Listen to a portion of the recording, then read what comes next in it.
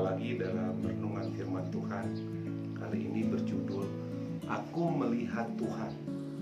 Firman Tuhan dalam Yohanes 20 ayat 18. Maria Magdalena pergi dan berkata kepada murid-murid, Aku telah melihat Tuhan. Dan juga bahwa Dia yang mengatakan hal-hal itu kepadanya. Aku melihat Tuhan. Bayangkan seperti apa ekspresi yang begitu meluap dari seorang Maria Magdalena, merumuskan pengalaman dahsyat yang dipicu oleh ledakan oleh kebangkitan Kristus di dalam dirinya. Perjumpaan Maria dengan Yesus sebelum kematiannya, bahkan ketika Yesus membangkitkan saudaranya Lazarus ketika itu, ia juga memanggil Yesus Tuhan dalam Yohanes 11. Namun kali ini sangatlah berbeda. Bukan sekedar melihat atau berjumpa sebagai guru, sahabat, atau saudara. Kalau hanya sekedar perjumpaan biasa seperti itu, alangkah dangkal, hanya sensasional dan murahan. Pengalaman perjumpaan Maria dengan Yesus di kubur ini bukanlah pada level seperti itu, bukan pada taraf dangkal, bukan peristiwa biasa, perjumpaan fisik yang hanya berdasarkan panca indera, mata, tubuh, telinga, otak, pikiran, dan hati, dan juga keterbatasan-keterbatasan manusia.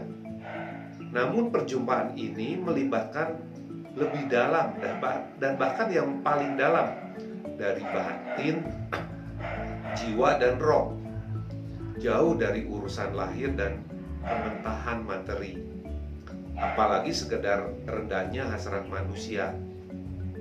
Kata "aku melihat Tuhan" di sini jauh lebih bermakna dalam, bahkan sungguh-sungguh berbeda. Yesus yang telah disaksikannya mati di atas kayu salib, kini dia jumpai hidup. Perjumpaan ini masuk ke dalam iman orang percaya seorang wanita sederhana, seorang Maria Magdalena. Kemudian ia saksikan, ia gemakan, digaungkan pengalaman spiritual ini kepada saudara-saudaranya, tapi juga kepada kita dengan lebih dalam, lebih kaya, masuk ke dalam inti kehidupan insani kepada iman kita sekarang. Dia melihat Tuhan. Dalam peristiwa perjumpaan ini diinisiasi oleh Tuhan Yesus sendiri. Dia yang menentukan, dia yang menjadi subjek peristiwa perjumpaan dengan Sang Khalik, Sang Kalam yang hidup, merupakan otoritas yang Tuhan selenggarakan dengan pilihan kemauannya.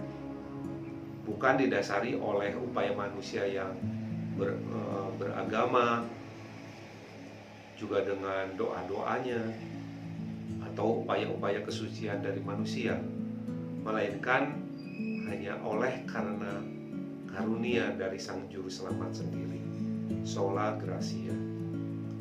Maria melihat Tuhan. Pengalaman ini mencerabut seluruh makna kehidupan sampai ke akar-akarnya.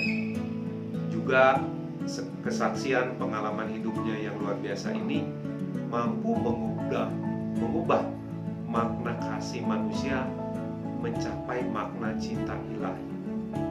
Melalui Maria Magdalena, bukan saja hanya dirinya yang diubahkan, melainkan kita juga, orang percaya di zaman ini, terus-menerus diubah dan terus-menerus dipengaruhi oleh perjumpaan dahsyat ini.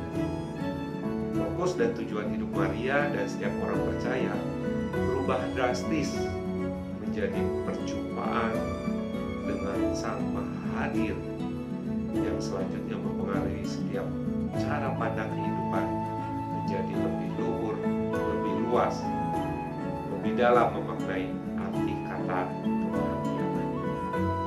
Apakah kita, Anda dan saya, sudah berjumpa dengan Tuhan? Matius 7 ayat 7 mengatakan, mintalah maka akan diberikan kepadamu, Carilah, maka kamu akan mendapat. Ketoklah, maka pintu akan dibukakan bagimu. Terpujilah Tuhan yang bersedia menjumpai kita. Amin.